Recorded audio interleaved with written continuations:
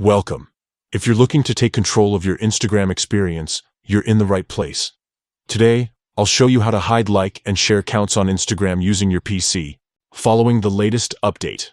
Whether you want a more private feed, less pressure, or just a cleaner look, these steps will help you customize your Instagram the way you want.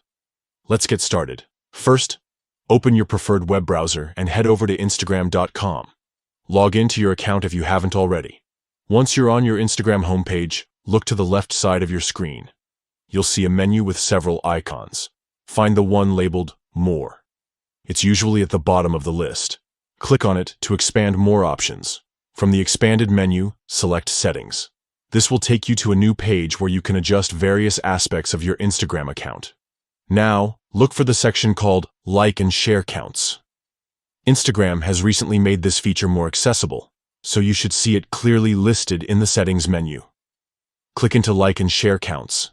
Here, you'll see the option to hide like and share counts on posts from other people, as well as on your own posts. To enable this feature, simply toggle on the switch next to Hide Like and Share Counts.